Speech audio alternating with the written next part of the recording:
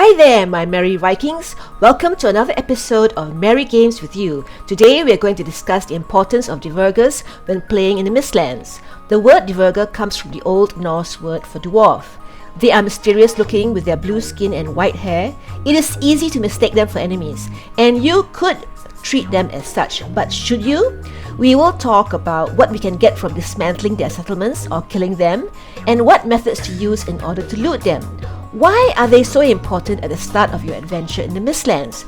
Did you know the Dvergrs are the ones that lock the queen into the infested citadel? That kinda means they're not friends of the Seekers or Gajals. I think most new players, if they are unaware, would usually attack the Dvergr thinking it is better to attack first and ask questions later. But this is a mistake. Dvergrs will not attack you unless you give them a reason to, and they have long memories. They will continue to attack you if they see you again. Why make an unnecessary enemy if you don't have to? And they could be valuable allies. They will attack any Seekers, Ticks or Gajals that come near their base or whatever location they are at. The Dvergrs are the only passive and aggressive creatures in the game. They come either as a Dvergr rogue or a Dvergr mage. At level 1, they both have 350 health and are immune to spirit. But the mage is also resistant to fire and frost. The Dvergr rogue wears black armor and does 110 pierce and 70 blunt damage using a crossbow. It only has crossbow ranged and crossbow melee damage to inflict. The Dvergr mage comes in 3 varieties: the fire mage, the frost mage, and the support mage. The fire mage wears red armor and its attacks are launch fireballs that does 130 fire damage, launch meteors and AoE effect that does 100 fire damage, and staff bash that does 70 blunt damage. The blue armored frost mage attacks are shoot ice shards that does 200 frost damage, AoE freeze that does 150 frost damage, and staff bash that does 70 blunt damage. The support mage wears yellow armor. He does one attack called Summon Mistlands and 2 support actions called AoE buff and self and AoE heal. At level 1, the Dvergrs are not difficult to kill, though you do have to be careful. Use weapons that do slash or pierce damage to fight them, as they don't have any resistance against them. Blunt damage can also be used. To demonstrate what kind of damage Dvergrs can do, I decided to try out a few weapons, all upgraded to level 4. I found the best to be the following, till you can make better Mistland upgrades, that is. The black metal sword has a 113-point primary attack and 339-point secondary attack for slash damage. The black metal sword is light and moves fast and gets the job done quickly. The black metal gear has 123 pierce damage for both its primary and secondary attack, and its secondary attack is also fast at 1.54 seconds, but uses 36 stamina, which can make it difficult to use. The crystal battle axe has a 108 slash damage, 30 spirit, and 57.5 chop damage for its primary attack, and 54 slash, 15 spirit, and 28.75 chop damage for its secondary attack. The crystal battle axe doles out a nice wallop and has a better stagger and knockback than the black metal sword and black metal gear, with 162 stagger and 70 knockback. However, it is a bit slow, and that knockback might be more of a hindrance than a help if it pushes the Dvergr out of reach for the next hit if you don't adjust. I prefer the black metal sword overall, as it is easy to use and is fast. But you still need to watch your stamina. Don't get overly excited whacking away. Allow time for breaks in between to allow for recovery, or you will find yourself in trouble. The 2-star Dvergrs have a health of 1050 with double damage values. They are very difficult to fight against. Just one level 3 rogue or mage can easily kill you with 1 or 2 attacks if you are careless. As you can see, the padded armor can seem like cotton, padded armor gives 100 armor at level 4 and has 1650 durability with a cape. It is not enough against level 3 Dvergrs. The black metal sword is not very effective either, though it can still get the job done. Makes me feel like a mosquito. There I go again at my unfavorite pastime of dying. Let's see how I do if I wear carapace armor. The full set gives you 102 armor, with each piece giving you 34, if it is upgraded to level 2. It has 1400 durability. Carapace armor can only be upgraded to level 2 right now, so the carapace and padded armor seems to be somewhat equal in performance. Yep, I'm still dying, but the padded armor has better durability. When you can upgrade it to level 4, the carapace armor will provide 114 armor in total, with each piece contributing 38 points. So use the padded armor for now, till you can make a better carapace armor. Anyway, I don't recommend killing the Dvergrs yourself.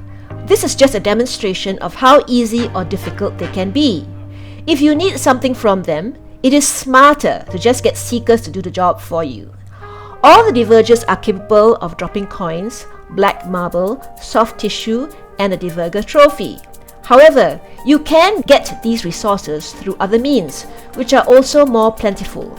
I don't think you should be killing them or dismantling their bases primarily for resources, as the Dvergrs could be used in better ways, and you can still pick up their drops when they die. So, how should we use the Dvergrs then? When you first enter the Mistlands, you are still very weak and you are not ready to face the mobs here. You should spend your first few days collecting and harvesting the resources you need to make better food, armor and weapons, and you can do this with the help of the Dvergrs. Dvergrs are not friendly with the other Mistland mobs. That means they will help you fight them. So that means once you are in the Mistlands, go find a spot near a Dvergr settlement. Usually there would also be a few Dvergrs outside but near to the settlement. Build your base near to these outside Dvergrs. Once you have built a safe house for your portal, plant any Jotun puffs and mage caps that you have harvested along the way. Then raise dirt walls and use whatever Yggdrasil roots at the location to make the base as secure as possible, either with the Dvergrs inside the area or just outside of it. These Dvergrs can now help you defend your base. Now that you have a safe area, go to the Dvergr settlement. Scout out the area, especially inside, and look for the Dvergr component crate. See? This is a component crate. Next, go find some seekers and lead them inside so that they break open the crate for you. Don't fight the seekers, just lure the seekers to the Dvergr settlement. This may take several tries, but with this method you do not make enemies of the Dvergrs. Do not engage the Dvergrs in a fight, accidentally or otherwise. Almost all settlements have the component crate. Inside the component crate is the Dvergr extractor, which cannot be obtained in any other way. We need it to make a sap extractor. It helps us to collect sap from the Yggdrasil roots to make refined ichor. Refined ichor is used in making several different weapons, armor and benches. Although we won't be able to use it yet, it is important to start collecting the sap, as you will need quite a bit. Anything else the seekers destroy is useful, but incidental. Besides the extractor, you will get seeker meat, carapace, seeker trophies, mandibles, and other stuff from the Dvergr settlement and any Dvergrs that die. There are 4 main types of Dvergr settlements: the guard tower, the excavation site, the harbour, and the lighthouse. Only the Dvergr tower and the excavation site can be found as ruined settlements. You will not find a component crate in these ruined settlements, and they usually have a few seekers inside or nearby. There are 2 other structures in the Mistlands, the infested mine and the infested citadel. Dvergrs are not found there, but these structures are important to you. To put it briefly, the infested mine will allow you to gather some resources like black cores and royal jelly that can only be found there and which you need. I will cover this in the next video. The infested citadel is where you need to go when you are ready to fight the queen, the next boss. Okay, back to Dvergr settlements. What else can we get from these Dvergr settlements? As you can see, the Dvergr settlement is made from black marble. so you will get a reasonable amount of that. You can also get Yggdrasil wood, normal wood, fine wood, copper scrap, iron, blue jute from destroying the furniture, drapes, crates and sharp stakes located around the settlement. The Dvergrs barrels also drop tasty meat, which gives you faster stamina regeneration. If you are lucky, you may be able to find a Dvergrs lantern that you can pick up or a tankard. The tankard doesn't really do anything special, but you could use it on an item stand to decorate your base. The Dvergrs lantern does not take damage and functions like a torch. It just looks pretty. It isn't a necessary tool.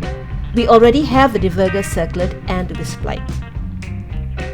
If you don't already know, you can make a wisp fountain from 10 stone and 1 Taunt spirit, which you get when you defeat Yagluth. With the wisp you collect from the fountain, you can make a Wisplight with 1 silver. This is a necessary tool. Traveling in the Mistlands without it is not recommended. Eventually, the Dvergrs at these settlements will die from Seeker attack or Gajal attack. When this happens, you can recycle the parts of the building for your own use if you like, or use their guard towers, lighthouses or harbours as your own base instead. Okay, now that you have the Dvergrs extractor, make the sap extractor and place it on a Yggdrasil root. No, sorry, it should be called the ancient root. When it has at least 1 sap, it will glow green. It will hold 10 sap and needs to be emptied before it will collect more. As you collect more and more sap, the root will start to produce sap more slowly. You could make more sap extractors and place them on more roots if needed. Besides that, you should start strengthening your base and expanding it with black marble. You need to strengthen it because it will come under constant attack by Gajal, if not by Seekers. Next, build storage chests to make it easy to store the sap, Jotun puffs, mage caps, and other resources. Start collecting the resources you need to make all the items you need. Also, take this time to learn and practice fighting Seekers, Seeker soldiers, the Gajal, and ticks at your base. If you die here, it is easy to retrieve your body. As you practice, you will collect more resources from Seeker drops, as well as bile bags and blood clots from the Gajal and ticks. As you get more confident, explore more of the Mistlands, or find new Mistlands if the first one turns out to be not big enough. In my next video, we will look at how to fight the Seekers, Seeker soldiers, the Gajal and the ticks, and discuss how to get more black marble as well as resources like tissue, hair meat and scale hide. Well, this is the end of part 1 of exploring the Mistlands safely. I hope you've enjoyed the video and learned something at the same time. Well, that's it. Goodbye my merry Vikings. See you next time.